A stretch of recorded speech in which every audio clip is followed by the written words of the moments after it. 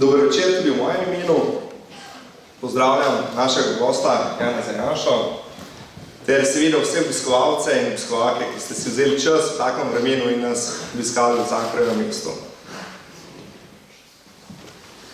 Gospod Janša, na Vrhniko, torej Cankarjevo mesto, smo vas povabili, ker že 30 let krojite politiko Slovenije in pa življenja nas vseh Slovencev. Jo sooblikujete in v dobršni meri tudi vplivate na, naše življenje. Včasih bolj, včasih manj. Ker je vaša politična pot tako dolga, bi se zaenkrat osredotočil mogoče na zadnjih 10 let, torej od konca vaše prve vlade in pa sedaj do leta 2018. Če vzajemo po koncu prve vaše vlade, je prišlo v našem političnem področju do nekakšne zmešnjave. Začele so se pojavljati nove stranke z novimi obrazi in politično življenje se je spremenilo. Predvsem so se pojavljale, te stranke, ki so hodile stranke enodnevnice, vsakimi volitvami se pojavljajo nove. In kaj to pomeni, prvo vprašanje, za stabilnost Slovenije, za razvoj Slovenije v zadnjih 10 letih?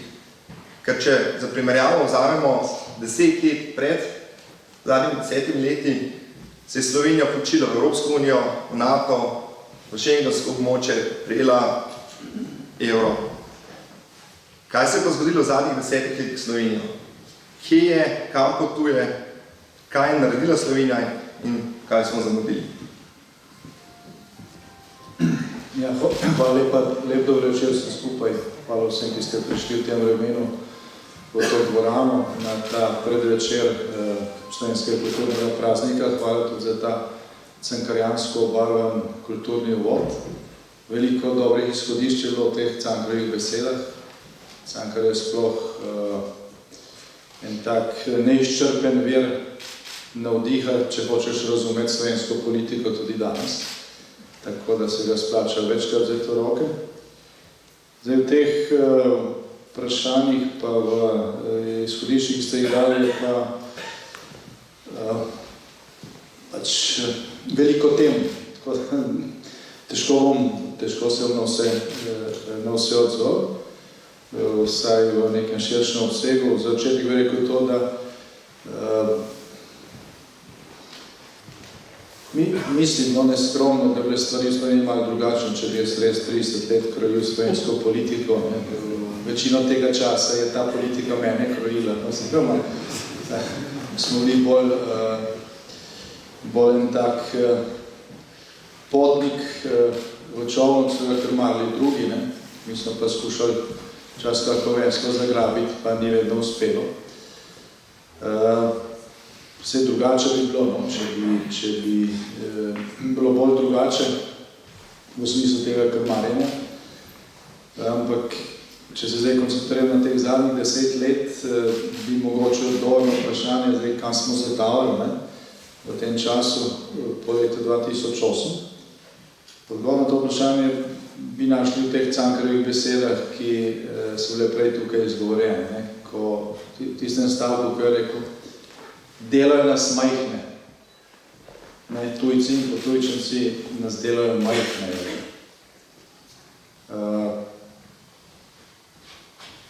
Težko bi jaz uporabil iste besede, kdo to počne, da pa nas delajo majhne, to pa drži. Od leta 2008 naprej se samozavest Slovencev načrtno zbija. Tudi že prej se je, ampak je tisti zalet, ki je trajal od osamosvojitve naprej, to na nek način potiskal stran. Potem pa je delno tudi zaradi te gospodarske in finančne krize, velikega povečanja slovenskega zunanjega dolga. To mi sami vemo, da če si nekomu nekaj dolžan, potem nisi več samostojen. ti narekuje lahko, če boste vi zastavili hišo, ko si boste sposodili kredit na banki, pa ne boste mogli tega vračati, pa boste prosili za odlog, pa to boste videli, da vas ima nekdo v rokah, vsaj delno. Ne? No in tudi z nami se je to zgodilo. Ne? Mi smo bili leta 2008 druga najmanj zadolžena država v evroobmočju, kakšnih 22% letnega bruto domačega proizvoda je bila naša celotna državna zadolžitev. Potem je pa Pahorjeva vlada v 3 letih spravila na 60% in potem smo šli na več kot 80%. Neka meja postavljena v Evropi, v Evropski uniji, še vse pa v evroobmočju 60%. To je maastrichtski kriterij. Če bili mi leta 2007 tako zadolženi, kot smo danes, ne bi izpolnjevali ključnega kriterija za prevzem evra. Tako da malo je to vplivalo, pa potem tisto prevzemanje raznoraznih pogojev v kreditih, ki smo jih najemali. Tudi če se to kot posamezniki nismo zavedali, je to na psihološko zavest družbe ali pa naroda vplivalo. Ampak to ni bilo ključno. Ključno je bilo to, da je pač naenkrat vse tisto, kar je Slovence načrtno nekako potiskalo v nek podrejeni položaj, zato da se je govorilo, saj ne moramo sami preživeti brez Jugoslavije, nas bodo razkosali, ne bomo preživeli, premajhne ekonomije, smo je govoril Mencinger, celo v Demosovi vladi, nikoli ne moramo preživeti, če bomo lastni denar natiskali, bo naj ga noben priznal, nismo sposobni imeti niti lastne valute in tako naprej. Znana izjava Milana Kučana iz konca 80-ih let, da slovenske identitete v svetu ni, da noben Slovencev ne prepoznava, da je samo jugoslovanska identiteta ali pa balkanska. Če ima neka družba na čelu take voditelje, ki sami sebe dajejo v nič, se pomanjšujejo, potem je jasno, da to ni nek generator samozavesti. Samozavest je pa pomembno, to sami veste, če se boste nečesa podstopili, recimo gradnje hiše, pa če boste verjeli, boste hišo naredili, tudi boste. Če pa ne boste verjeli, ali pa bo, mož rekel, bo ratalo, žena ne bo ratalo, ali pa obratno, pa že vprašanje. Zdaj pri narodu, pri skupnosti je nekaj podobnega. Ta samozavest je pomembna. Osnova samozavesti je pa identiteta. Identiteta pa je to, da veš, kaj si, pa da to tudi želiš biti. Da ne želiš biti neki drugi, da si ponosen na to, kar si. V tem času, ali pa malo kasneje, ko imamo mi tole debato, bo tamle v sosednjem mestu, se pravi v Ljubljani, državna proslava ob slovenskem kulturnem prazniku in tam bodo dobili Prešernove nagrade ljudje, posamezniki, ki se norčujejo slovenske identitete. Iz slovenskih simbolov, iz zastave, iz materinstva, če hočete. Država, ki povzdigne norčevanje ali pa degradirane lastne identitete ali pa identitete državotvornega naroda v nek mainstream, v neko uradno politiko. Kakšne države so ena bodi si na krizo, bodi si na propad. Zaradi identitetnih vprašanj in demografije so propadale mestne državice, kraljestva, imperiji, ne zaradi ekonomije, ne zaradi številk, regionalne in tako naprej, predvsem zaradi identitete in ideologije, če hočete. Tako da,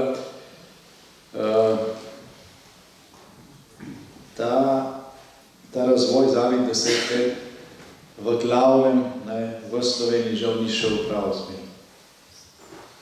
Tudi, če bi govorili o ekonomski plati teh zadnjih 10 let, pa navedli nekaj kazalcev, še poleg tega enormnega povečanja državnega dolga, Slovenija je v tem času nazadovala glede na povprečje Evropske unije. Leta 2008 je bila Slovenija po kupni moči na prebivalca na 91% evropskega povprečja. Sosedna Italija je bila takrat na 100%. Ko smo se pa osamosvojili, smo bili pa tam nekje na 47%. In ta razvoj od osamosvojitve do konca leta 2008 je bil dober. Smo dohitevali v smislu neke povprečne blaginje prebivalstva, smo dohitevali razvite Evrope. Italija je živela v nekem normalnem sistemu vsaj od leta 1945 naprej in je imela veliko prednost pred nami v času, ko smo se mi osamosvojili. Pa smo jo potem skoraj ujeli, tistih 15, 16, 17 let. Ker Italija je bila takrat leta 2008 ravno evropsko povprečje, 100%. Potem smo šli pa navzdol. Šli navzdol, danes govorimo o gospodarski rasti in o dobrih makroekonomskih rezultatih in kazalcih, ampak smo še vedno glede na to primerjavo z evropskim povprečjem za kakih 5-6% nižje, kot smo leta 2008. In tudi še druge podatke lahko navajajo, pa verjamem, da se boste začeli dolgočasiti. Komentiral bi še te nove obraze, nekaj ste jih omenili. To v bistvu ni neka značilnost samo zadnjih 10 let. Tukaj v dvorani je večina iz generacije, ki je doživela ta prehod, osamosvojitev in tiste prve strankarske volitve in tako naprej. Nič kaj dosti drugačen ni danes, kot je bilo takrat, če gledamo politično sliko. Samo neko pregrupiranje, pa prestrukturiranje, pa prebarvanje znotraj enega tabora se je v tem času dogajalo.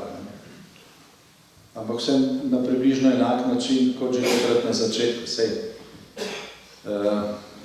Tisti, ki ste bili aktivni morda v času Demosa, veste, da smo mi rekli, na eni strani je Demos, na drugi strani je pa stranka socialističnega samoupravljanja.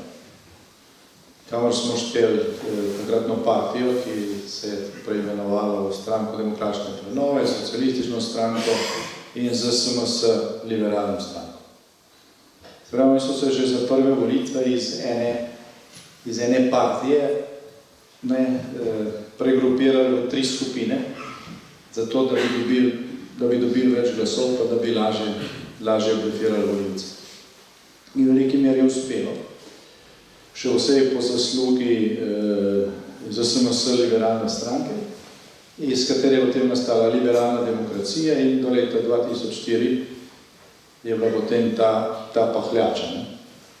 Vmes je nastal še Desus, stranka enega dela bolj privilegiranih upokojencev in na ta način so pač v proporcionalnem sistemu zagotavljali večino. Potem pa je LDS leta 2004 po odhodu Drnovška začela rapidno upadati in propadati in so morali namesto LDS-a pač delati druge stranke v veliki meri iz istih kadrov. Pa je potem nastal Zares, pa potem Lista Zorana Jankovića pa potem Lista Mira Cerarja. Ampak nekako iz istega miljeja, ki ga je na začetku te demokratične ali pa formalno demokratične tranzicije pokrivala z SMS kasnejša liberalna demokracija.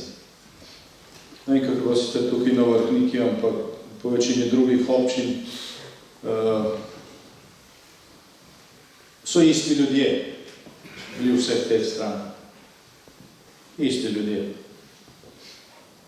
Ali pa iste skupine, no, pa malo so se vmes menjali. Tudi danes, če pogledate, kdo je generalni sekretar stranke Mira Cerarja, to je Jože Altnak, ki je bil čas celo sekretar SMS. Se pravi, še v predhodnici liberalne demokracije je opravljal podobno funkcijo, ste na lokalnem nivoju v Šentjurju. Bil pol LDS, pa je bil pol zares, pa pol verjetno Lista Zorana Jankovića, danes je bil generalni sekretar stranke Mira Cerarja, ki se v javnosti ne pojavlja, zato to pač ljudem ni očitno, pa tisti, ki ljudi poznamo. Vidimo, da gre pravzaprav za isto strukturo, ki v ospredje potisne vsak mandat nek nov obraz, ko je ta potrošen, pa išče nekoga drugega, pa malo se prestrukturira in tako naprej. Trenutno v teh tednih in mesecih, ki so pred nami, lahko opazujete preko teh stavk javnega sektorja, medijskih eskapad, razgradnjo stranke Mira Cerarja, ker je pač potrošena in z njo ne morejo nikoli več zmagati, in poskus prenosa teh volivcev, še posebej iz javnega sektorja, k stranki Dejana Židana oziroma socialnim demokratom oziroma k matici nazaj. Isto se dogaja, kot se je dogajalo leta 2008, ko so iz LDS-a volivce skušali pregrupirati k Pahorju, se pravi k SD-ju in k Zaresu. In jim je to v veliki meri tudi uspelo. V LDS-u je ostalo sem še 4% in pol potonilo s Kresalovo več. Zdaj se isto dogaja, poskus razgradnje te stranke, ki je svojo odslužila in kot kažejo javnomnenjske raziskave, to v veliki meri uspeva, del teh volivcev gre k SD-ju nazaj, del pa k Listi Marjana Šarca. In na volitvah junija bomo imeli neko podobno sliko, kot je bila tista slika leta 2008. Oziroma, kot je bila slika pred volitvami leta 2008. Za nas je to nekoliko bolj zaradi tega, ker vsaj približno vemo, kaj se bo dogajalo, ker se isti trik ponavlja iz leta v leto in ker je ta prostor nekoliko bolj transparentni zaradi predsedniških volitev, ki so naplavili listo Marjana Šarca. Zdaj bodo procenti se glih tako razdelili, kot so se takrat. Igra je mišljena tako, da stranka, okrog katere bi gradili relativno večino, je Židanova stranka, se pravi SD, partija pač v tej obliki, kakšna je zdaj. To, kar je bo takrat zares imelo Lista Marjana Šarca. Lahko pa seveda se slika tudi obrne, glede na to, kako bo sama kampanja, ali pa bolje rečeno, kako bo sam ta finale razgradnje stranke Mira Cerarja, zdaj se imenuje Stranka modernega centra. Verjemite mi, čez 4 leta noben med vami ne bo vedel točno, kako se je ta stranka imenovala, ker bo šla v pozabo, zato je to tudi vseeno. Skratka, odvisno od tega, kako bo razgradnja te stranke vplivalo na samo stanje znotraj koalicije. Zdaj, če gledate slovenske osrednje medije, se zdi, kot da Desus in SD sploh nista v vladi. Nekrat oni kritizirajo Cerarja, vlagajo zakone, ne kot vlada, ampak kot vsaka stranka posebej. In zadnji vikend smo, doživeli, da je stranka, ki je v vladi, predstavlja vlado v senci. Imajo vlado na soncu in so že vlado v senci naredili. In ni bilo enega samega novinarja, ali pa novinarke, ki so to predstavljali, ki bi jih vprašal po zdravi pameti. Kje na svetu je stranka, ki je v vladi, ki je vladna stranka, ima še vlado v senci. Se pravi, imajo vlado v senci proti lastni vladi na soncu. Bilo je čez vikend teh srednjih medijih na televiziji in radiju, nacionalno posebej, vrsta prispevkov, ki so to predstavljali, pa noben ni postavil zdravorazumskega vprašanja, ljudje božji, kaj se pa greste? Ali stopite z te vlade, pa pač delajte neko alternativo, ali pa če ste vladi, pač odnašate se odgovorno, odpeljite do konca, pa ne. Potem predstavite program za naprej, ne pa da je to vse skupaj pomešano in tako naprej. Potem imate še gospoda Cerarja, ki še vedno ni dojel, kaj se dogaja. Kot Tone Rop ni dojel v leta 2004, pa Borut Pahor 2011 in mislijo, da bo to kar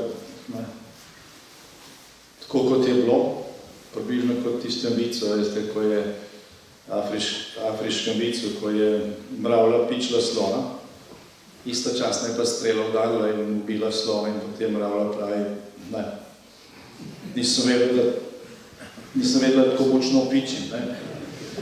Miro Cerar misli, da je na zadnjih volitvah zmagal zato, ki je tako dober, tako dobra stranka in tako naprej. In še vedno najbolj to misli in zato ne verjamejo, da kaj se enostavno dogaja. Ampak če kakor toliko spremljate, mi, ki smo v parlamentu, to vidimo, bom rekel, čisto blizu, so 3 vladne stranke, ki so zdaj najhujše sovražnice ena druga. In potem imajo vlado, kjer ima stranka od enega centra ministrico za zdravje, potem pa poslanka te stranke vloži zakon o cepljenju, recimo, ne? In na predstavitvi zakona pravi, da so pa sami naredili, od ministrstva itak nimajo kaj pričakovati. Smo imeli pa, mislim, da 3 interpelacije že zopet to ministrico ali 2. Takrat so pa jo vsi branili, češ, kako to dobro dela. Če se to potegnemo črto, kdo je žrtev? Vi ste žrtev. Zaradi tega, ker se to dogaja, zaradi tega, ker je kaos, ki mu pravijo stabilnost, ne? So mnoge priložnosti neizkoriščene, stvari niso urejene, namesto enega predpisa jih imate 10. Na gradbeno dovoljenje danes v povprečju čakate 45 dni dlje kot leta 2008, pa ima javno upravo verjetno 3-krat več hitrejših računalnikov. In nič ni bolj, Slovenija nič večja, še manjša je zaradi te arbitraže. Skratka, nič tako se ni zgodilo, pa vi, če vložite vlogo za gradbeno dovoljenje, čakate 45 dni več kot leta 2008 pred 10 leti. Te kaoso, zato ker je v tem času nastalo ne vem koliko, na tisoče novih predpisov. Če ste kmet, za področje kmetijstva je v tem trenutku velja več kot 4000 različnih predpisov. Lahko ste univerzitetni profesor z IQ-jem 150, pa jih niti pol ne boste mogli imeti pred očmi, ko pač delate. 1000 neumnosti. Če imate na vrtu drevo, ki je primer debla, ki je večji od 8 cm, ga ne smete sami požarati. Piše v uredbi, ki jo Židan sprejel. Prav morajo odkazati to. Še v socializmu ni bilo take neumnosti. In vrsta stvari. Neke prevoznice so vedli. Registracijo mopedov. 50 let starih. vsak teden, ki vložijo, kar človek gleda in ne ve, ali eno od tistih, ki to vložilo, mi, ki to pač tega ne razumemo, da gre za tako stvar. Tako da vse to nas oddaljuje od neke normalnosti. V začetku tega tedna je imel strokovni svet pogovor z klubom slovenskih podjetnikov, kjer so zbrani najbolj prodorni slovenski gospodarstveniki od Akrapoviča do Baltagera in ostalih. Po statutu tega kluba tam ne more biti podjetij, ki so komorkoli kaj dolžna, ki so v raznih postopkih in tako naprej, je to res zdravi del slovenskega gospodarstva. In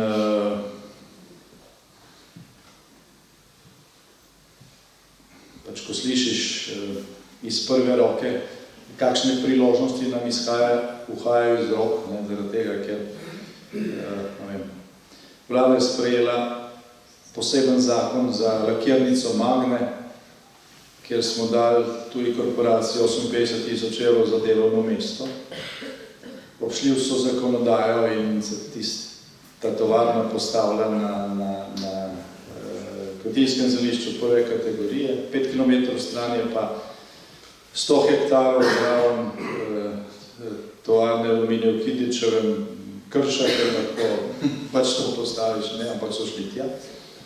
Ker nekdo hotel dodatno zaslužiti. Poseben zakon smo sprejeli, posebno smo financirali ta delovna mesta. Vlada je takrat obljubila, da sprejeli zakon, ki bo pač to spodbudo za investicijo omogočil vsem pod enakimi pogoji po 3 letih nobenega posebnega, nobenega splošnega zakona, ki veljal za vse, za domače in za tuje investitorje, samo za Magno, za 200 delovnih mest. Stvari so dejansko nore. Smo na gospodarski rasti, ki je krepko 2%, čez 2%, pa vlada noče spustiti davka na dodano vrednost. Pravi, vsak produkt, vsak izdelek, ki ga kupite v trgovini, je dražji, kot bi lahko bil, ker ti se bil takrat krizni dvig, zaradi razlogov in je bilo rečeno, obljubljeno. Cel parlament je, mislim, ni nobenega proti, ko se je o tem glasovalo, bil za to, da pač se potem to spusti, ampak ne, to je davki morajo biti visoki, tako da se več pobere ljudem in da se potem deli po načelih, ki so daleč od načel pravičnosti. In ta sestanek sem omenil zato, ker so ti ljudje rekli, gledajte, če ne bo neke spremembe letos te politike, bo večina teh dobrih gospodarstvenikov in podjetnikov šla ven. Bo šli pač druge sosedne države. Ker so nižji davki, ker na gradbeno dovoljenje čakaš 3-krat manj, kot pri nas, ker te ne zafrkavajo pri teh stvareh, kjer ni nerazumni sindikalnih funkcionarjev, ki glavno skrbijo sami zase. Tako da te volitve, ki so pred nami, ta zaključek te dekade, ste postavili izhodišče tega vprašanja, to bo določalo prihodnjih 10 let, se pravi, kam se bo Slovenija razvijala v prihodnjih 10 letih. Zdaj tukaj zaključim s tem, kar je tudi prej bilo prebrano iz Cankarjeve zapuščine.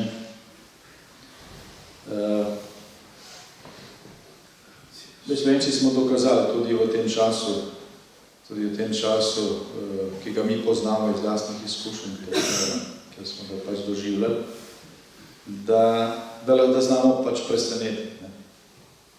Tako kot je slovenski narod presenetil Cankarja v letih 1916, 17, 18, o katerih pač govori.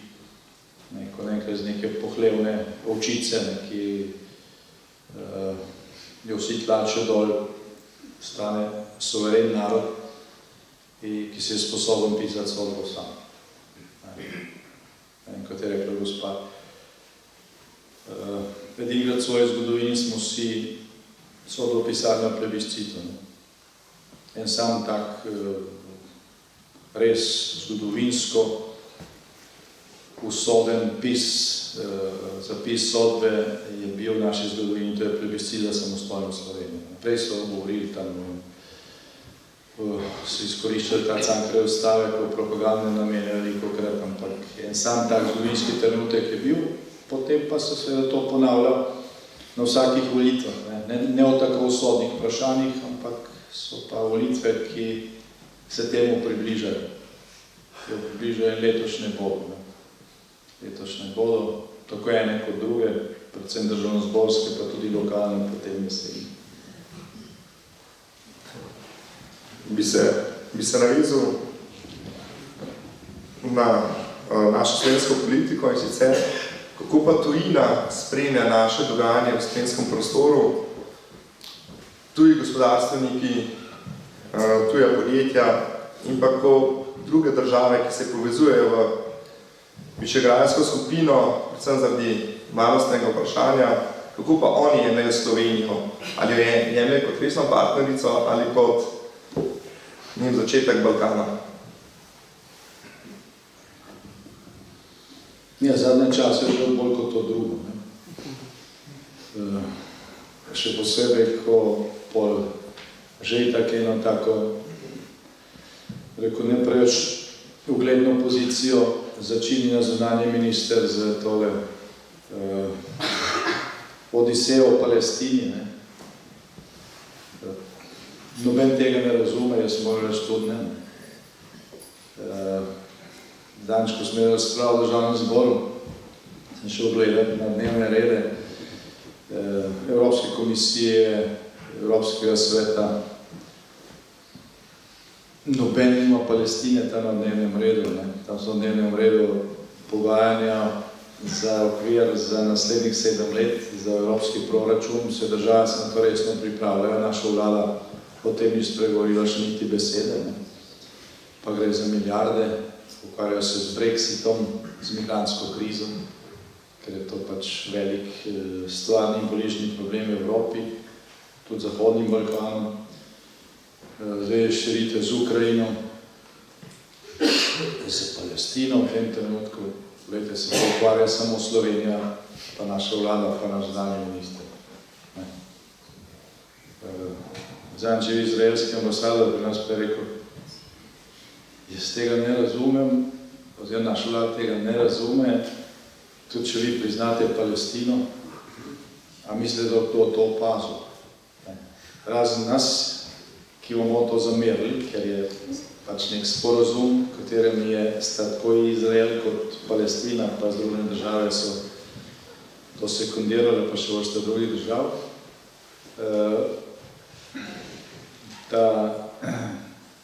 Ta sporozum iz Washingtona izpred let določa, da seveda se tako Izrael kot Palestina, kot obe palestinski gibanji strinjata o tem, da nastaneta 2 državi, tudi palestinska država, ampak pod pogojem, da ena drugi priznavata pravico do soobstoja in da palestinska organizacija, še posebej Hamas, Fatah je to naredil, še podala Fatom, Hamas pa ne, iz svojih ustav oziroma statutov umaknejo tiste določbe, ki govorijo o tem, da je smisel njihovega obstoja uničenje države Izrael. Kako naj Izrael prizna nekoga, ki ima v ustavi napisan, da je smisel nastanka palestinske države uničenje Izraela. No, pravi, to v praksi se ne bo, je rekel, v praksi se ne bo spremenilo, seveda. To bodo opazili v Palestini, pa pri nas, pa najbolj ne bo opazil. Razen, če mislite, da bo zaradi tega kakšna druga država spremenila svoje stališče. Torej, delamo nekaj, kar je izrazito v našo škodo, nobene koristi ne bo tega, ne za Izraelce, ne za Palestince.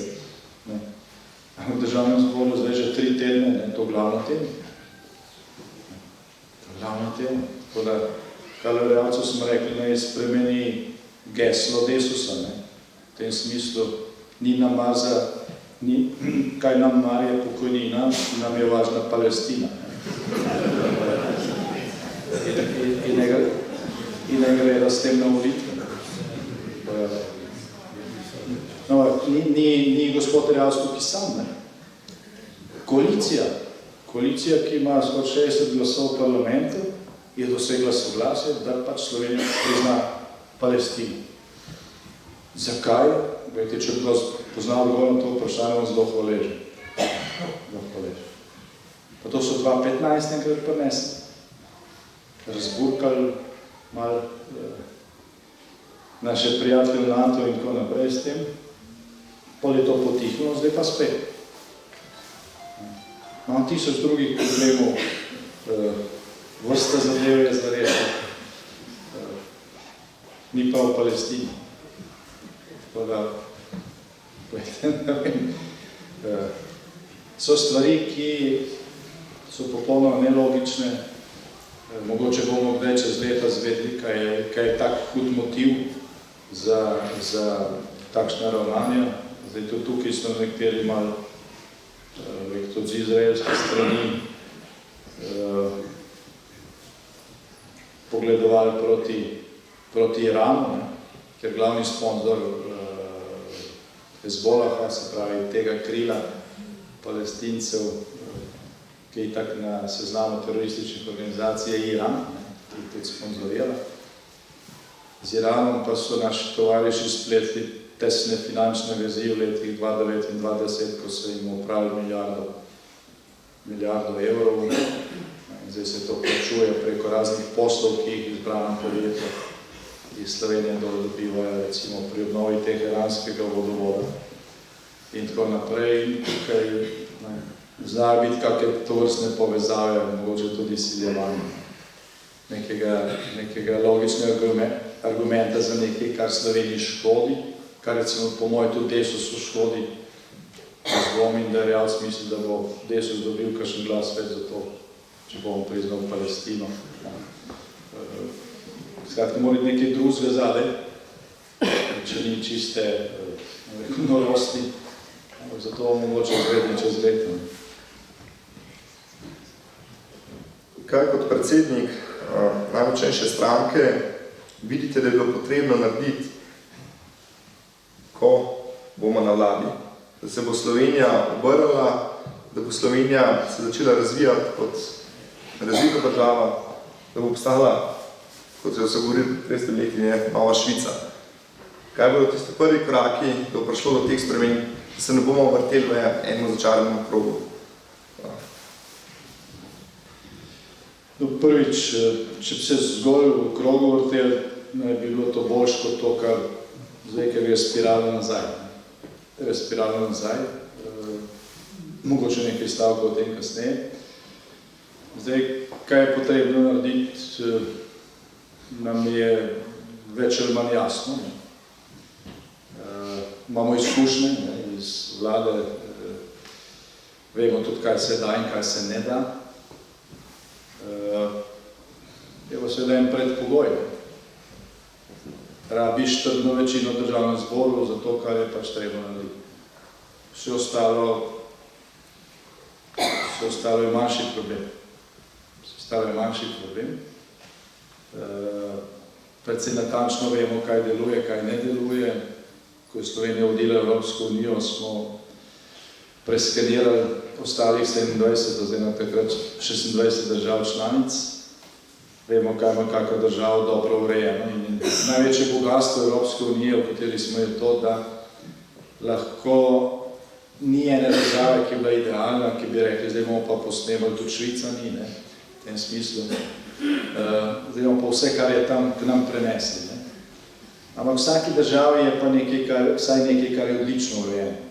Nekje imajo šolstvo, nekje imajo zdravstvo, nekje imajo socialo, nekje imajo finance, davke in te dobre prakse se da v veliki meri posnemati brez tega, da bi se sam učil na lastnih napakah. Se lahko učimo recimo na norveških ali pa švedskih ali pa finskih ali pa čeških napakah, proučimo oziroma v veliki meri smo to itak že naredili, kaj je tam dobro in te rešitve prenesemo. Skratka, za katerikoli ekonomski, socialni problem, če hočete, kulturni, ki ga imamo Slovenci, lahko najdemo neko dobro prakso nekje v Evropi. To ni problem. Tisto, kar je problem in kar je tudi skupni imenovalec ali pa neko temeljno jedro dejstva, da smo tam, kjer smo. In tega problema nima nihče drug, je nedokončana ali pa ponekod zgrešena tranzicija v Sloveniji. Mi tega prehoda normalno še nismo naredili. In to, zdaj smo pred tem, ko prišlo tako drugače od tega spopada. Nakazan je bil prejšnji mesec na dveh dogodkih. Nobenega nismo mi organizirali, pa verjamem, da najbolj tudi nobenega od vas ni bilo tam. Eno prvi dogodek je v Dražgošu. Ne bom govoril, kakva potvorba je to in tako naprej. Dražgoše izrejena levica vsako leto uporabi za to, da da neka navodila, ideološka navodila svojemu članstvu. Doslej je bilo tam izgovorjeno marsikaj radikalnega, ampak nikoli do letos, od osamosvojitve naprej, ni bilo rečeno, da ne potrebujemo sprave.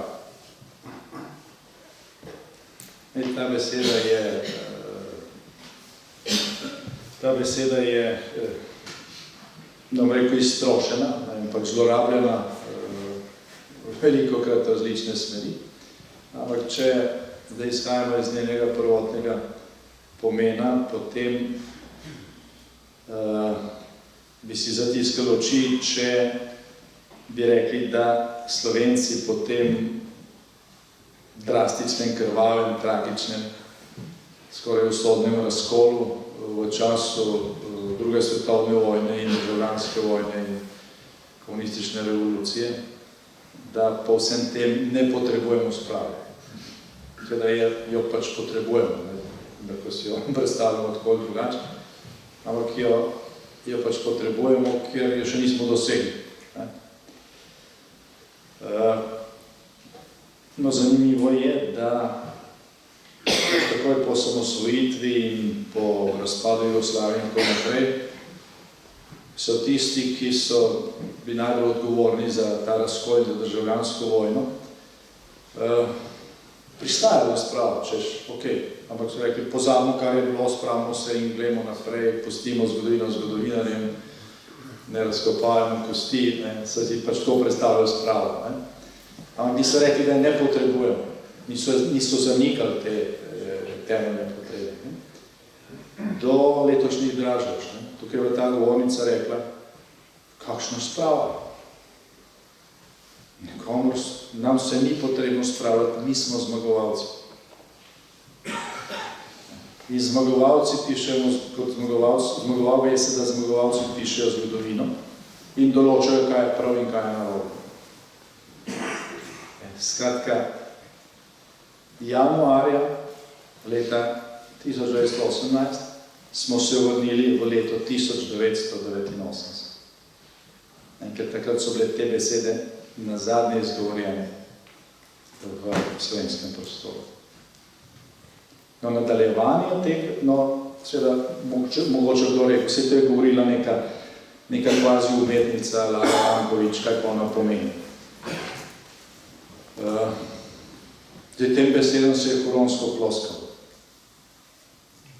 In ko je bil zadnji predsednik partije Milan Kučan, potem za eno od komercialnih televizij, tam vprašan, kaj mu je najbolj polepšalo rojstni dan, da je imel takrat rojstni dan, tisti dan, pa je rekel, cela prireditev in odličen govor. Pravi, to niso neke besede izgovorjene kar telen dan, ampak je bilo kot vsako leto dalo neko sporočilo. No in to sporočilo dobilo nadaljevanje kak teden dni kasneje, pa 2 tedna kasneje, ko je del sindikatov javnega sektorja pripravil tisto protestno zborovanje pred parlamentom in vlado. Tam je nova predsednica najmočnejšega sindikata, ki je nasledila Dušana Semoliča, Lidija Jerkič, izgovorila besede, ki so bile verjetno prej slovenski prostor tako javno izgovorjene, tam nekje v 50 letih prejšnjega stoletja. Pa še takrat verjetno na kaki proslavi. Rekla je, včeraj smo prosili, danes zahtevamo, jutri bomo vzeli.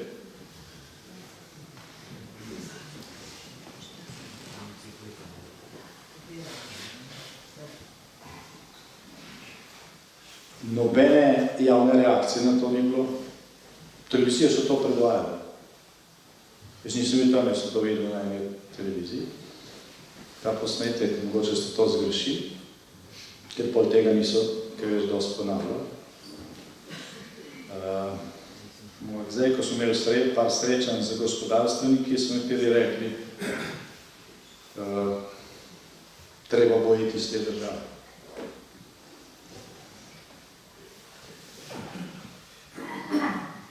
Kaj začela direktna grožnja. Zdaj se te grožnje niso ustrašili tisti, ki so že v tem času tranzicije večino pobrali. Ampak predvsem tisti, ki so si v tem času nekaj na pošten način ustvarili. Nekaj tisti, ki so, bomo rekel, tajkunski dobitniki te divje privatizacije, vsaj prve faze, tisti sedijo na okroglih mizah skupaj z Lidijo Jerkič in se pogovarjajo, kako bodo preuredili Slovenijo v prihodnje. Zadnja takšna okrogla miza je bila v ponedeljek v organizaciji socialnih demokratov. Vodil pa je Dejan Židan. Tam je bila Lidija Jerkič, bil predsednik gospodarske zbornice, bil je ta gospodarstvo Nikolaj, ki je bil zdaj minister za gospodarstvo v senčni vladi, čeprav so oni še v aktualni vladi, in ki je govoril, da nikoli ne bo šel v politiko, da se je nekaj premislil. No, včeraj sem videl, mislim, da na portalu Nova24 TV, da je bil eden od pomembnih motivov najbolj za to, da se je premislil 6 milijonov subvencij od ministrstva za obrambo. Tako da ta znamenja na slovenskem nebu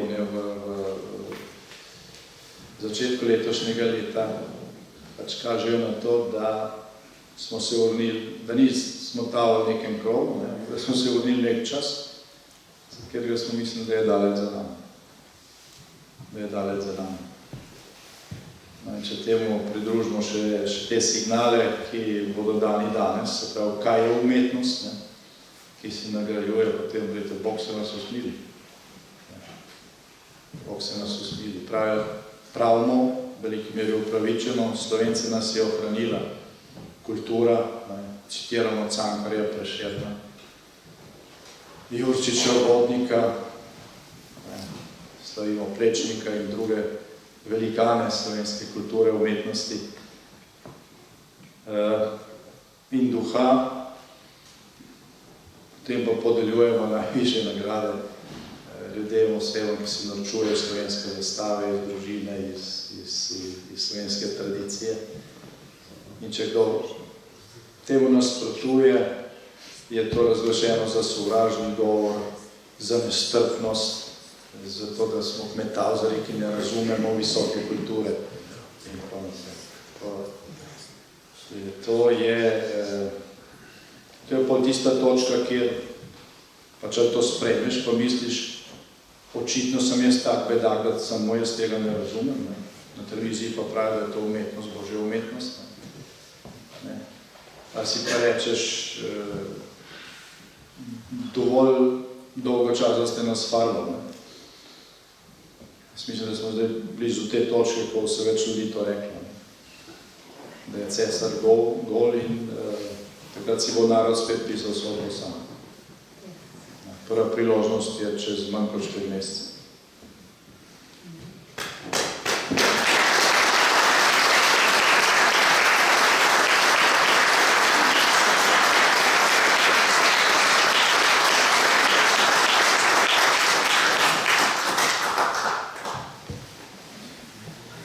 Bi pa vprašal, s kom bi stranka sodelovala, glede na to, da so, kako rekel, te tranzitne stranke pokazale svoj pravi obraz v teh letih, s kom pa je še možno sodelovanje na prihajajočih volitvah oziroma po volitvah, ker so stranke, ki so sorodne, ki so zaupanja vredne, ker izkušnja imamo izpred parih let, da so nas teh veliko novi obrazi, mač pojem nož Hrvat, porinali, komu lahko zdaj še zaupamo, glede na to, da je moralna vrednota nepomembna v naših časih. No, kar se tiče teh novih obrazov, kar se mene tiče, pa Slovenske demokratske stranke, nas to, da je nekdo starega golfa prebarval pred volitvom drugo barvo in to skušal prodati za nov avto, ni nikoli prepričan. Je pa seveda veliko volivcev, nam rekel temu, nasedlo, ampak je poslušalo ta ukaz, da je pač treba zdaj glasovati za tega, ker je to pač linija. Sej, nekaj je bilo tukaj naivnosti, pa prevare, pa tako naprej. Drugače pa gre, ko gre za volilne rezultate strank, ki jih 5 tednov pred volitvami ni, potem pa dobijo 30%. Največji del teh 30% niso prevarane volivci. Tega je mogoče tretjina. Ostali del je pa trdo jedro nekega volilnega telesa, ki razume signal, ki razume sporočilo,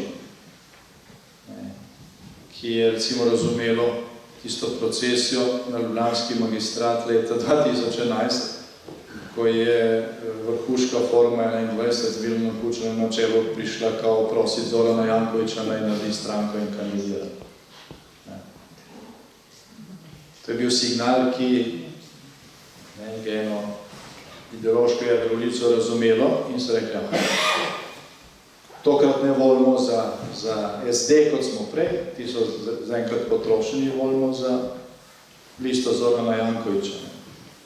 Temu je pol nasedla še kakšna tretjina volivcev naivnih, ki so gledali ankete, ta stranka bo zmagala, smo za tega glasovali, pa če nekaj propagandnih trikov vedno deluje. Ampak jedro tega ni volilna prevara v tem smislu, da volivci ne bi vedeli, za koga glasujejo, ampak je spoštovanje ukazov. Je spoštovanje ukazov. Zdaj, če bo ista grupacija ali pa pač malo drugačna, ker nekateri so že umrli, od teh prišlo zdaj do Marjana Šarca ali pa do Dejana Židana, bo to dodatni signal. Ampak mislim, da se to ne zgodilo, ker je itak zdaj v tem mandatu Milan Kučan odmrznil tisto knjižico in prišel nazaj v SD, v forum starejših, ali kaj so naredili in s tem dal signal, zdaj pa se sem glasuje. in bo večji del tega jedra šel po moje volilne glasove SD, ki so danes najmanjša parlamentarna stranka. Socialni demokrati Dejana Židana imajo v tem parlamentu danes 5 poslancev. Manj kot Nova Slovenija, manj kot Levica, manj kot Desus, najmanjša stranka. Najmanjša parlamentarna stranka. So še neke skupine teh prestopnikov in tako naprej. Predstavljajo se, kako da so največji. Ker verjamejo temu, da zdaj smo pač mi na vrsti, zdaj smo mi izbrani. Zdaj moramo mi zmagati. Mi smo prvorazredni in zaradi tega pač moramo mi zmagati. In to se je tudi zgodilo, če bo volilna udeležba takšna, kot je bila na zadnjih volitvah. Znotraj teh 50%, ki je volilo na zadnjih volitvah, bistvenega premika ni možno doseči. Če bo udeležba takšna, kot je bila leta 1996 ali leta 2004 ali pa tudi leta 2008, potem pa ne samo, da je ta premik možno doseči, se bo tudi zgodil. Do tega premika bo prišlo, če bo vsaj tretjina teh volivcev, ki so ostali doma pred samimi 4 leti, je ugotovila, da obstaja upanje. In zato, da to ugotovi, je veliko več možnosti, če bo ta demokratični blok starih in novih strank v tem bloku sposoben sodelovati. Ker bo to dodana vrednost. Kot je bilo v času, ko smo naredili koalicijo Slovenije z Bajukom in takratno Novo Slovenijo, kot je bilo leta 2004, ko smo se mi, Nova Slovenija in Slovenska ljudska stranka povezali v okviru Zbora za republiko. In smo vsi več dobili zaradi tega, ne manj, ampak vsi smo več dobili. Ker povezovanje in sodelovanje daje upanje na spremembo in to motivira tudi tiste volivce, ki so na robu, pa drugače bi glasovali. Tako da ta formula je znana. In po teh premikih, vsaj formalnih znakih, zdaj Novi Sloveniji to upanje obstaja. Vse pa boste videli, Zbor za republiko, predsednik je tukaj, organizira v tem naslednjem mesecu serijo okroglih miz o tem, kje Slovenija je. Vse te okrogle mize, mislim, da se 21. začne prva, potem vsako sredo. Bodo v Muzeju slovenske osamosvojitve na Cankarjevi v Ljubljani. Tudi na Cankarjevi, se pravi, Lotničani morajo priti.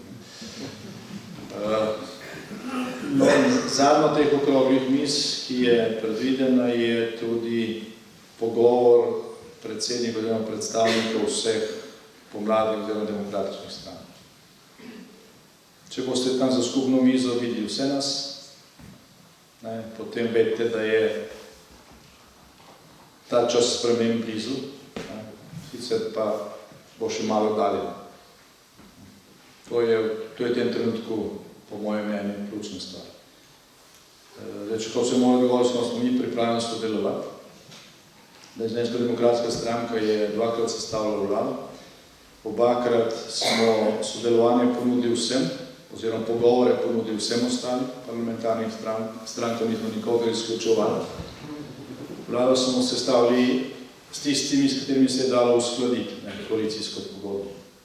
Žal smo imeli obakrat zraven Desus, ki na začetku mandata vse podpiše, na koncu mandata pa ne spoštuje ničesar. In ruši vsako vlado tudi to. In že govorijo, kako bodo v drugi in kako ne bo nič brez njih. Jaz mislim, da bomo tokrat mi naredili na izjemo. Smo pripravljeni sodelovati z vsemi strankami, razen s tistimi, ki še vedno domujejo v ukradenih, nacionaliziranih.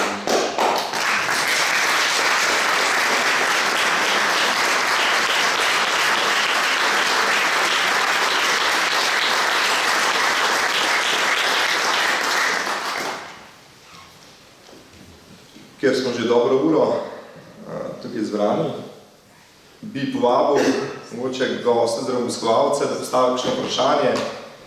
Vprašanje ne bo kratko in drnato, od tega, da bo možno odgovoriti čim več vprašanj. Prosim, Mojca.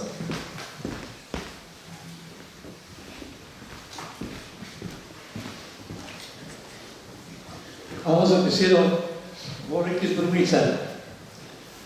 En lep pozdrav prvem junaku naše osamosvojitve, gospodu Janšu.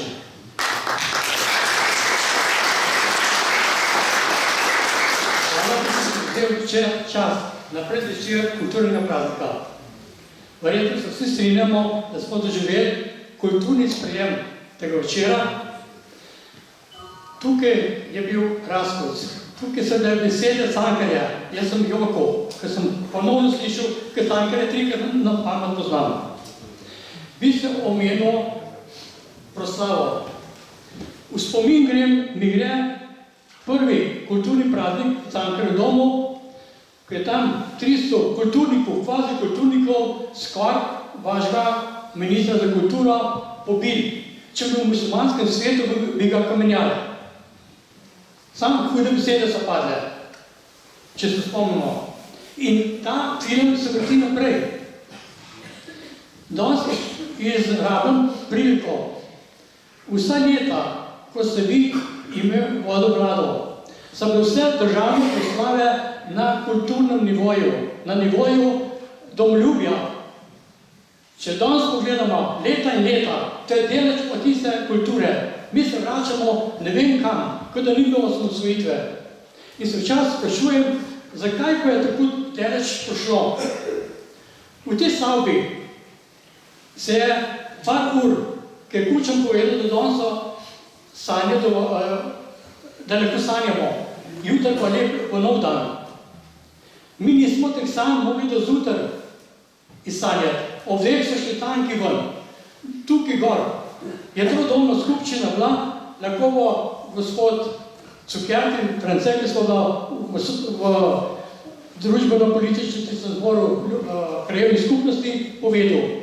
Gospod Kvatenik je povedal, pred pol ure sem dobil iz porodnišnice in ljubljanskih bolnic prošnja, če lahko po skrivnih poteh pripeljete mleko v Ljubljano.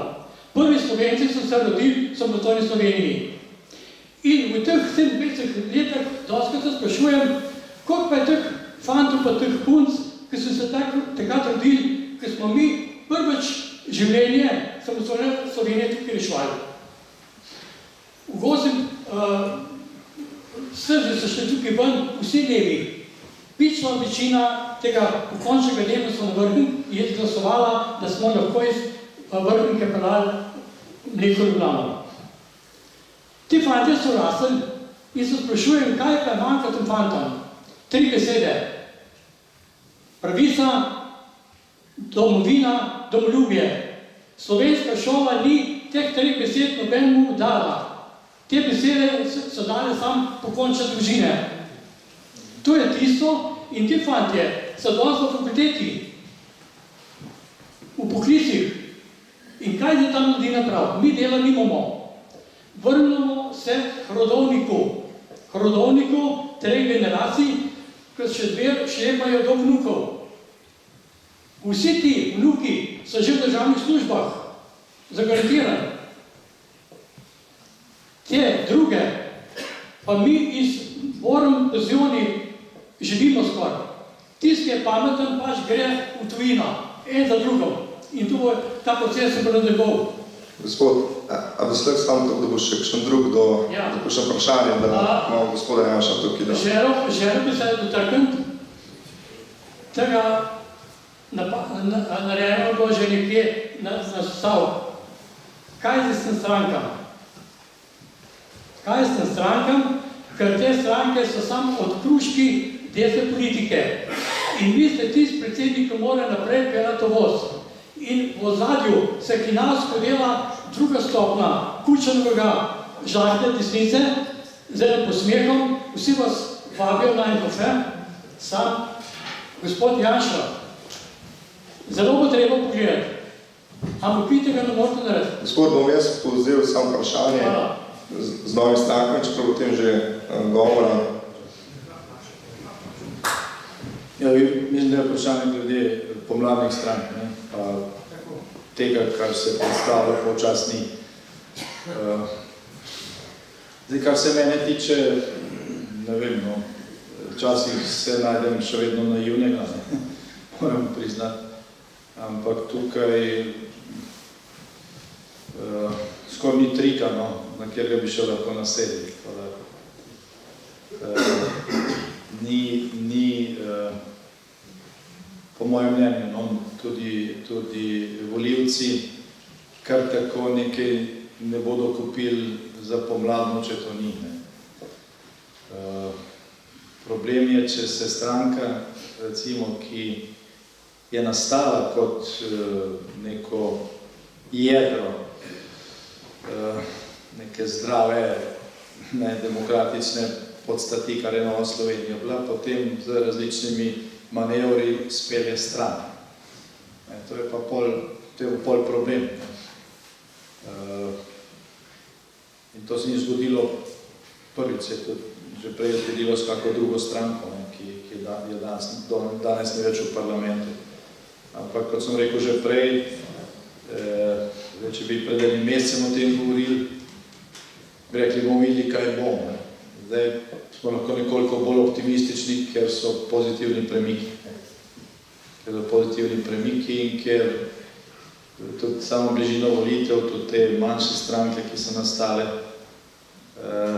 na nek način trezni. V tem smislu, da nihče več ne govori, mi bomo pa zmagali. Kar je 100 članov popravi, mi bomo pa zmagali. Ampak nekako vidijo potrebo po sodelovanju, dogovoru, skupnih listah in tako naprej. Tako da, kar se nas tiče, mi smo, odkar sem jaz predsednik te stranke, ki jo vodim, smo od prvega dne delali za sodelovanje, za skupne nastope, delali koalicije, velikokrat uspeli, bi tudi velikokrat razočaran. Tako da tle na nas lahko računate, za druge pa boste pač videli. Spremljajte zadevo in seveda morate vedeti, da vsak glas od spodaj, ko gre za stranko, deluje. Deluje.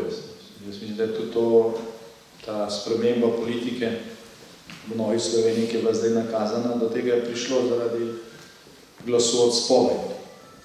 Jaz mislim, da niso ljudje, ki so bili prej, ne vem, na uporabo kardih besed, ampak ki so prej nekaj, mislim, čisto drugo smer nekrat spoznali, da pa to ni prav, sami po sebi. Ker če bi bili tega profila, si tak ne bi tavali. Pritisk od spodaj je stvari naravnal v neko normalno smer, upajmo. In to je pač pomembno, ker to pomeni, da ljudem ni vseeno, kaj se dogaja, da niso obupali. In da je stanje, po mojem mnenju, bližje temu pozitivnemu presenečenju, o katerem je Cankar govoril leta 18 in je bilo prej citirano, kot tismo obupu na začetku Prve svetovne vojne. Imamo še za kakšno vprašanje? Naj bodo vprašanje kratke in jedrnata. Lep pozdrav vsem skupaj, zlasti lep pozdrav gospodu predsedniku Janezu Janše. Pozdrave prinašam iz sosednjega odbora SDS Logatec. Vesel sem, gospod predsednik, da prinašate tudi v te konce semena zmahe, ki je vsem skupaj nam na dotiku roke, ampak to ni dovolj. Zmah lahko dosežemo samo skupaj.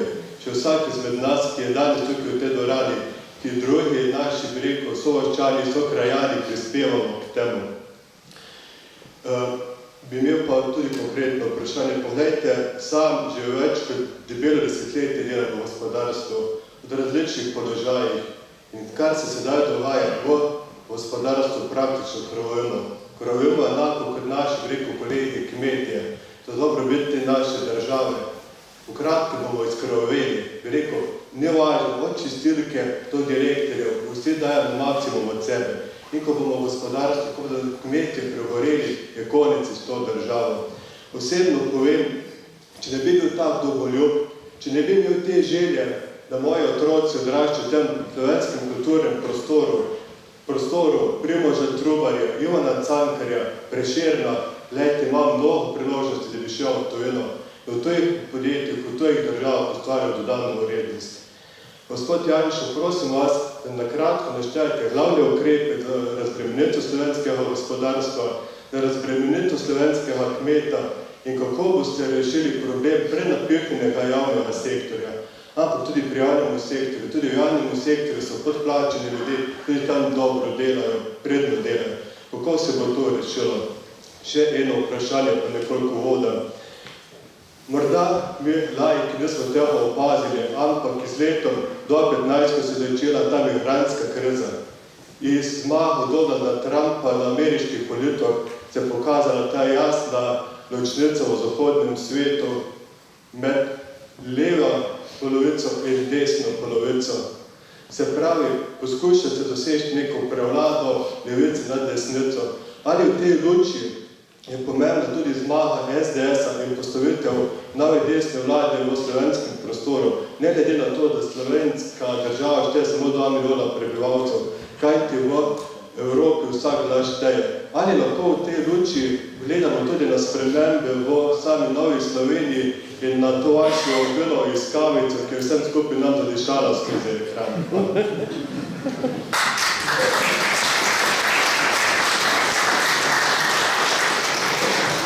Preden gospod Janša odgovori, bomo počakali še dva vprašanja in bo potem bo sklop odgovoril.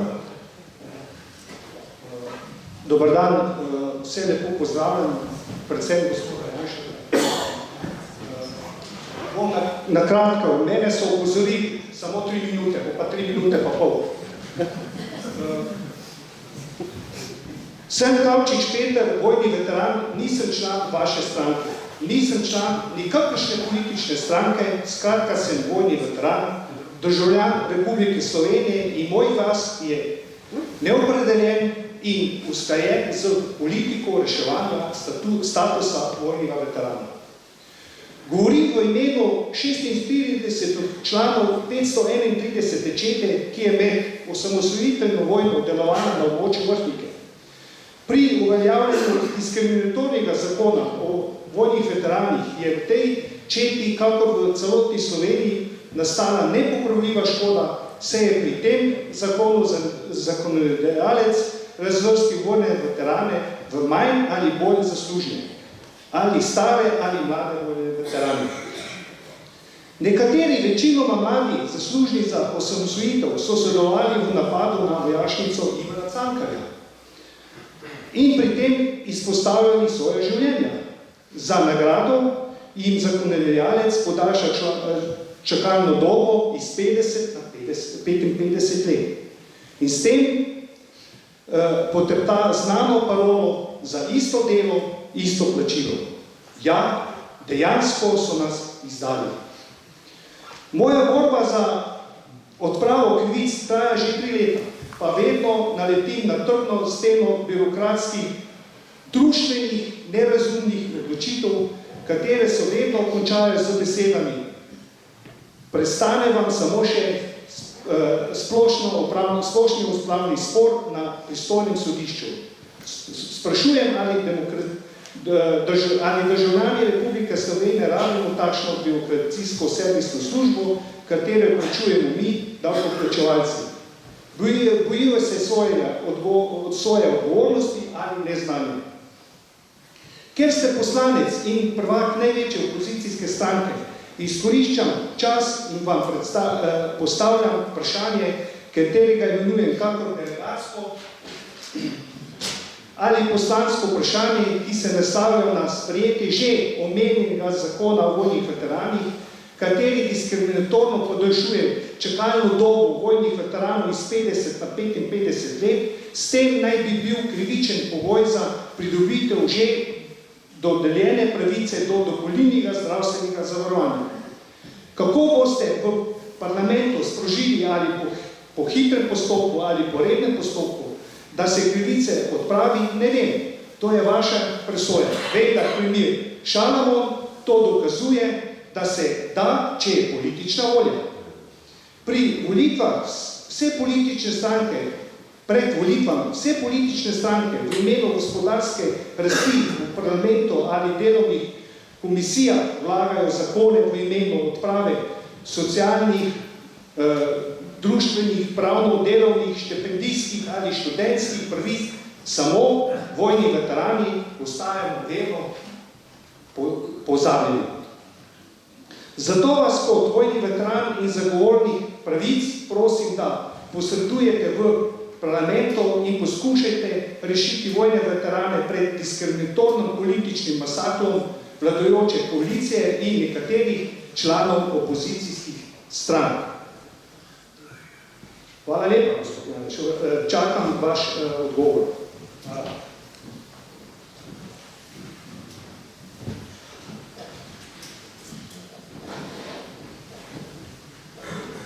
Če vam še kdo kako vprašanje postavi, ker bi pol...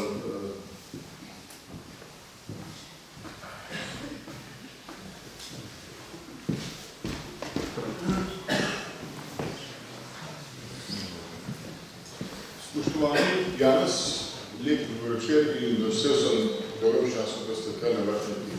Kratko, mi imamo javni sektor, ne samo polagam na srce kot je mladi.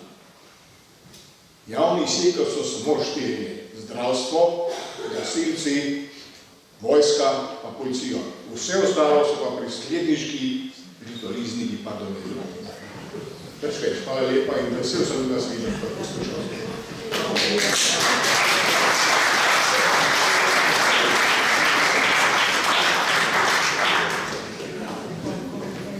Zdaj veliko vprašanje, ko se malo uro naštimo, da vam predolg. Mogoče najprej na to veteransko vprašanje, ki je odgovor najkrajši. Mi imamo ta zakon popravili, če imel dovolj glasov. V tem sklicu parlamenta jih ni. V tem sklicu parlamenta jih ni. Naša poslanska skupina je imela v četrtek prejšnji teden sestanek z predstavniki svojcev padlih, vojnih za Slovenijo in ranjenih, ki imajo tudi 5 ali 6 zahtev, ki jih mimo glede naša stranka vlaga v proceduro že od leta 96 naprej. Sami jih nismo mogli spraviti čez parlament, tudi neko smo imeli vlado, ker je 46 glas vedno zagotavljal Desus in pač te stvari niso šle skozi. Desus je in v vladi naši in drugih pač bralo neko drugo veteransko ali pa kvazi veteransko strukturo, za katero gre verjetno 20krat več sredstev kot za veterane vojne za Slovenijo, še vedno, čeprav tiste vojne minilo 80 let. Tako da mi vemo, kje je problem. Ne samo, da vemo, mislim, da smo 7 ali 8 zakonskih osnutkov ali pa novel vložili v zadnjih 25 letih in vse, kar potrebujemo, je 46 glasov za to. 46 glasov za to, tudi zato, da se na nek način ta starostna barijera glede dopolnilnega zdravstvenega zavarovanja črta. Zdaj, mogoče pred 30 leti bil to prevelik strošek, danes to ni. Ni bistvena razlika, ali to obstaja, ali je to črtano. Poleg tega je država, ki je ne nastala, ampak ki je obstala zaradi uspešne obrambe, to veteranom dolžno. Je to pač v finančnem smislu zanemarljivo. Tudi ko gre recimo za svojce žrtev padli vojne za Slovenijo, gre za nekaj družin, hvala Bogu, za nekaj družin. V denarju to nič ne pomeni. Letni strošek za to, da se tem njihovim zahtevom zadosti je manjši, kot je pa strošek, ki ga je občinski svet Velenje izglasoval prejšnji mesec za obnovo spomenika maršalu Titu. Pa tega doslej čez slovenski parlament se ni dalo spraviti. Tej sestavi, še posebej ne, tej sestavi imate tudi stranko, ki trdi, da je bila slovensko osamosvojitev malo da ne zločin.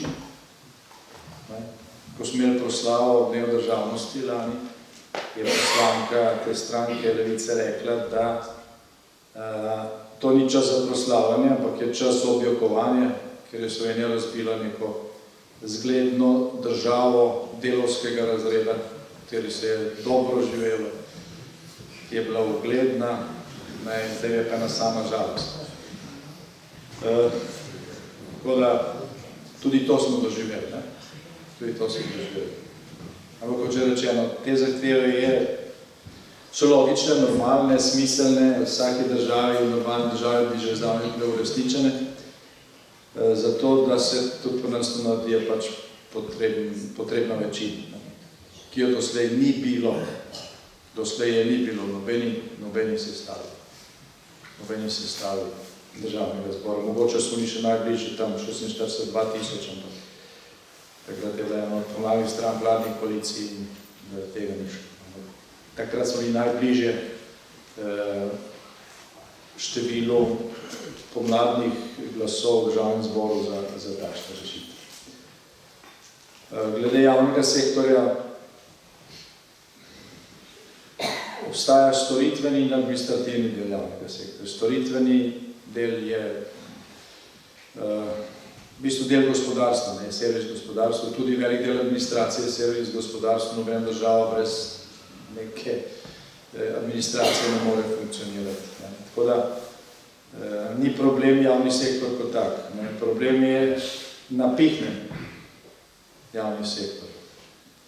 Leta 1996 je Slovenija zaokrožila svojo državnost. Takrat smo vzpostavili tudi tiste institucije, ki jih prej nismo imeli, ko smo bili v Jugoslaviji, lastno carino, vojsko, devizne inšpekcije, vse to, kar pač potrebuješ, diplomacijo. In takrat je bilo v slovenskem javnem sektorju oziroma administraciji, imeli smo pa mogoče 10 000 manj prebivalcev, kot jih imamo danes, zaposlenih 50 000 manj.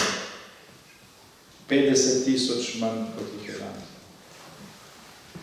50 000.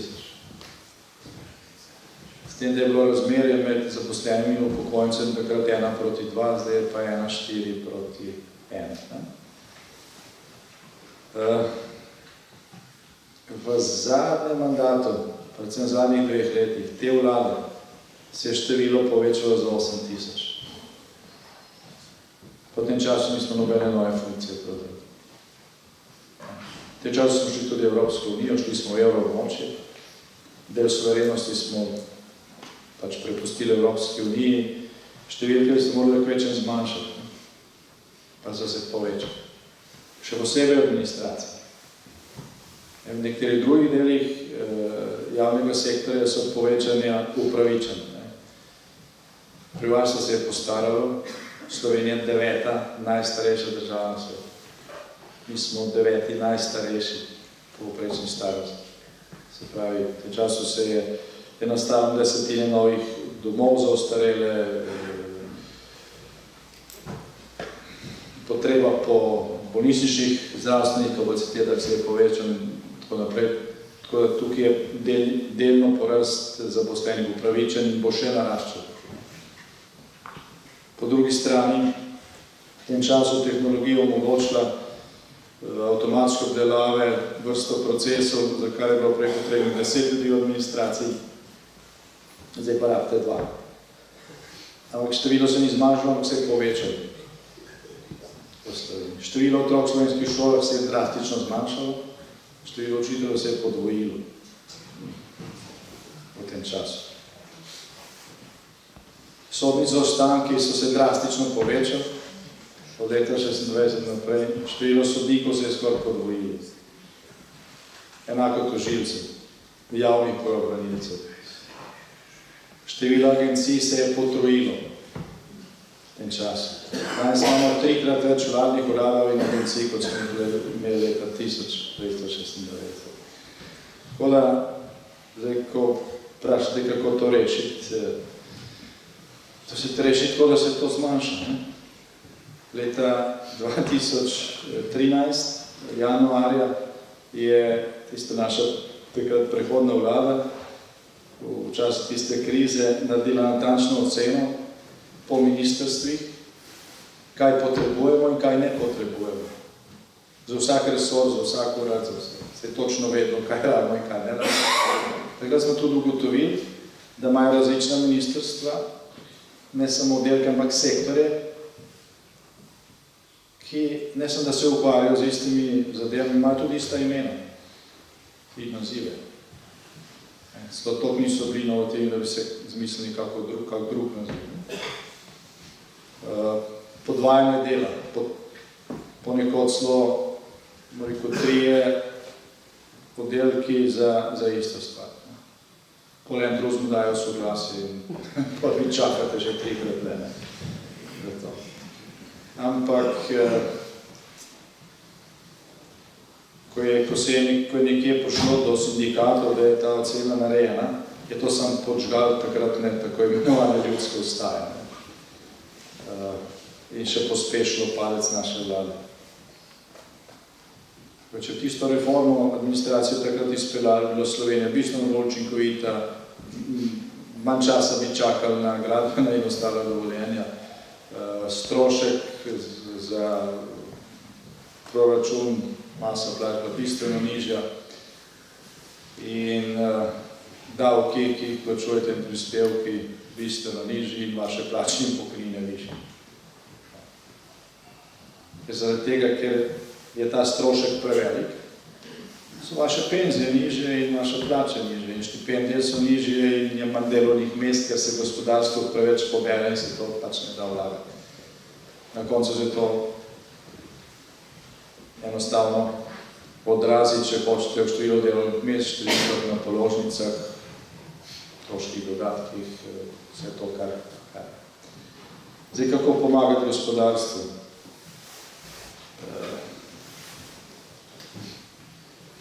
Na 2 načina. Prvič, da se vzpostavi ugodno okolje in drugič, da se oblast ne vpleta v gospodarstvo z odločitvami.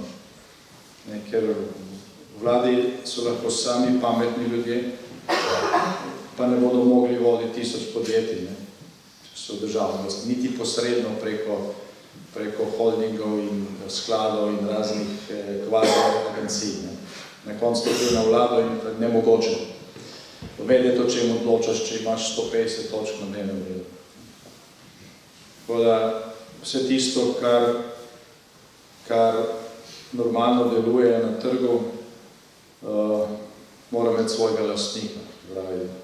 Potrebno privatizirati, tam, ker gre za državno infrastrukturo, seveda mora država ohraniti vpliv, vendar mora biti vse to racionalno. Bančni sektor, gledajte, zato, ker imamo še vedno državne banke, ker so te državne banke 2-krat bankrotirale, so vaše plače in pokojnine v povprečju niže za 15%. Če je Slovenija po osamosvojitvi naredila, rekel, resen prehod in to ekonomsko tranzicijo, mogoče bi kakva banka tudi propadla, se mi ne bi vi rešvala kot lastnik. Tako pa, da je že drugič. Mi to plačujemo, bodo tudi naši otroci, ker je to šlo v državni dolg, kjer samo za obresti zdaj damo milijardo na leto. Milijardo na leto da Slovenija za plačilo obresti. Za teh, koliko imamo zdaj, 30 milijardov, milijardo na leto. To je več kot za vse ostale investicije. Milijardo na leto. Za milijardo lahko zgradimo to 3. razvojno os, moderniziramo dober del železnic, ker danes vlak od Ljubljane do Jesenic vozi dlje kot v času prve svetovne vojne. Proga je pa skoraj ista, tam elektrificirane. Tako da od tega, kako se gospodari, je v veliki meri na koncu odvisno, kako se živi. Gospodarstvo je pač treba dati kisik, znižati nekatere dajatve, predvsem dajatve na delo, so v Sloveniji pretirane. Tisti, ki zaposluje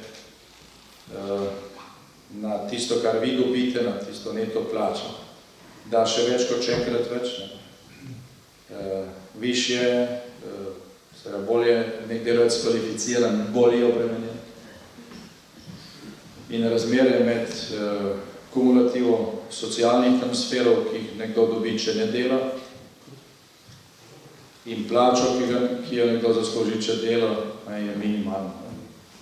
Danes je v Sloveniji najbolj davčno ali pa dohodkovno obremenjena družina, kjer sta oba zaposlena, imata povprečne plače, imata 2 otroka.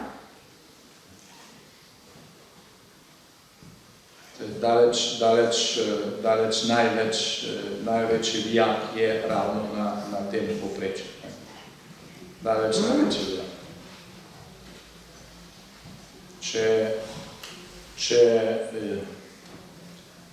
Če ste brezposelni in ste deležni vseh možnih socialnih transferov in ugodnosti pri plačevanju vrtca in vse ostalo, boste na koncu imeli na koncu meseca dobili malenkost manj, kot ste se zaposleni malo na minimalno plačo. In skoraj nobene razlike ni, če imate tudi povprečno plačo, ker to več pol plačo za ostale stvari. To je najbolj ugodno razmerje, ne samo v Evropi, ampak kjerkoli na svetu. Zato se pač marsikdo zračuna in se mu ne splača delati. Recimo ena romska družina, ker ni noben zaposlen, večje število otrok iz socialnih transferov dobi bistveno več kot družina, kjer 2 delata, pa dobita malo povprečno plačo. In en prosilec za azil, ne nekdo, ki je upravičen do azila, nek begunec, ki se mu prizna azil, ampak nekdo, ki je ilegalno prišel v državo in zato, da se ga ne žene zaprosi za azil, se pravi v tem postopku, Slovenijo, državo, vas stane 1900 evrov na mesec. Ne dobi jih on v žep, to stane azilni dom, socialno zavarovanje, zdravstveno zavarovanje, osebje, ki skrbi za to, varnost in tako naprej. In v lanskem letu smo imeli proračun 130 milijonov za to. Stvari so popolnoma iracionalne. Zdaj imamo ugodno gospodarsko rast in to še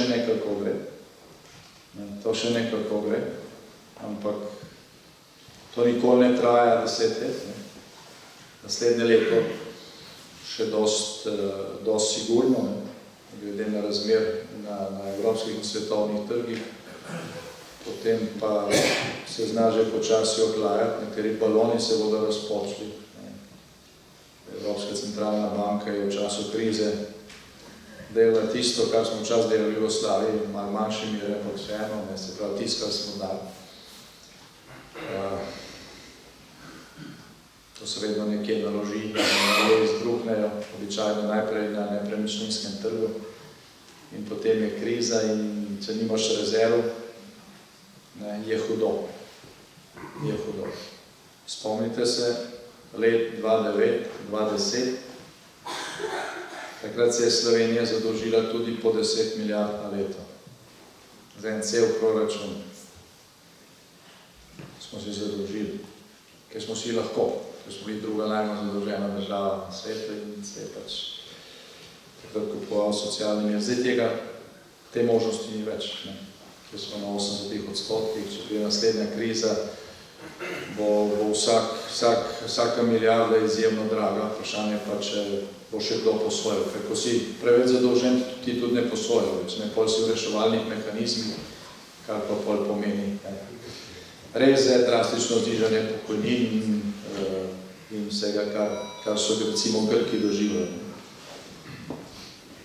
Zdaj je čas za to, za neko realno prestrukturiranje in slovensko gospodarstvo na to čaka. Poglejte si na spletni strani gospodarske zbornice. En kratek videoklip, manj kot 3 minute, zelo lepo narisan. Jaz osebno nisem nikoli pričakoval, da bom to na spletni strani gospodarske zbornice videl, ker so bili malo začasno običajno. Da je tam zelo lepo nazorno narisan, kaj pomeni stroški in kakšna je primerjava med kondicijo Slovenije in slovenskega gospodarstva in slovenskih financ letos, tega leta in pred 10 leti. Boste videli, koliko so bile takrat plače, koliko so zdaj, kakšno je bilo razmerje med javnim in privatnim sektorjem, koliko časa se je čakalo na gradbeno dovoljenje takrat in zdaj, koliko smo dali za plače javnega sektorja takrat, koliko damo zdaj, koliko smo jih takrat zadolženi, koliko damo zdaj. In na koncu je narisan en vlakec, ker je lokomotiva, ker piše slovensko gospodarstvo in zdaj so vagoni javnega sektorja in na lokomotivi piše oprostite, pretežki ste. Zelo nazorno je narisano, vsak lahko razume. Vsak lahko razume in tam je slika. Iz tistega se tudi jasno vidi, kaj pač treba narediti. Zdaj, kar se našega podrobnejšega programa tiče, v naslednjih 2 mesecih bo znotraj teh predstavitev programov, ki jih imamo vsak 14 dni drug resor, bodo predstavljene tudi finance in gospodarstvo. Tam boste videli razdelane ukrepe, ki jih mi ponujamo za naslednji mandat. Skupno geslo teh ukrepov se pa glasi manj za davke, več za vas.